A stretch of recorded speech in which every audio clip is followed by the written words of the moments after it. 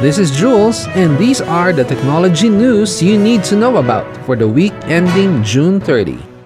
In case you missed it, Google just rolled out Messages for Web in the Philippines.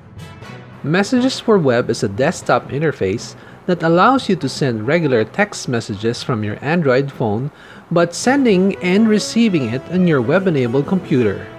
In order to fully utilize this interface, you need to install the latest version of Google's Messages app on your Android device. The setup is pretty easy and straightforward, and if you are spending a lot of time on your PC, having Messages for Web would mean less distractions since you won't need to look away from your main screen every time an SMS comes in. The Department of Science and Technology recently announced that the Philippines will be launching its first Cube satellite into Earth's orbit. The satellite will contain a packet radio service digital repeater that can communicate with ground-based amateur radio users and will also have onboard cameras for scientific observation purposes. Dubbed Maya 1, it is developed by Filipino graduate students based in Japan, is overseen by the DOST and their science affiliates such as the University of the Philippines and the Advanced Science and Technology Institute of DOST.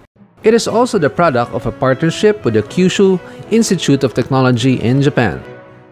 Did you know that Unioil was the very first petroleum company in the Philippines to support electric vehicle charging? Well, last year, they opened their very first EV charging station at their Congressional Avenue Extension Station in Quezon City. This week, they took the wraps off their second EV charging station located right along EDSA at their Guadalupe northbound station. Unioil says that the charging station can safely charge a variety of US, European, or Japanese electric vehicles. Good job, Unioil! Xiaomi has just launched a cheaper version of the already affordable yet solid-spec Redmi Note 5 in the country. Hot on the recent launch just last month, Xiaomi now offers a Note 5 at a price point that puts it in a competitive position against other smartphones offered by Samsung, LG, Asus, and others. The step-down version has 3 gigs of RAM instead of 4, and the storage limited to 32 gigs instead of 64. Everything else will be the same with its higher version sibling, which sports a Qualcomm Snapdragon 636 chip, a 5.99-inch Full HD LCD panel, dual rear cameras, a 13-megapixels front camera, and a 4,000 mAh battery. Jack Ma, co-founder of global e-commerce giant Alibaba, despite his stabs against Bitcoin, just gave a hat tip to blockchain technology.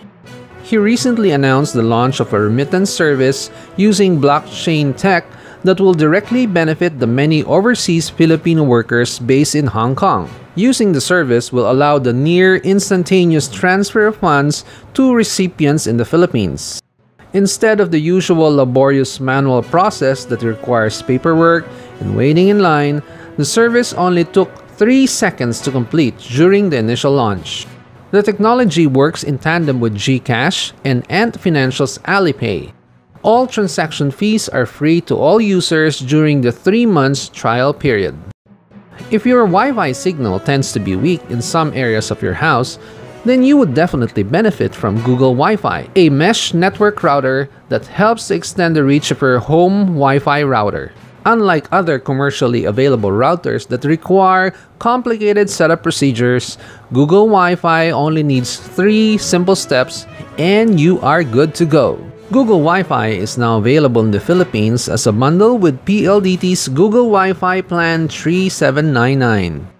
The ride-hailing and courier delivery service company Grab has just launched their food delivery service aptly named GrabFood. This service will be available as an additional service drop-down menu which will show you restaurants in your area that you can choose from. Using the service will cost you only 49 pesos with no minimum order amount required from the participating restaurants. These have been the tech news this week here in the metro and in the country.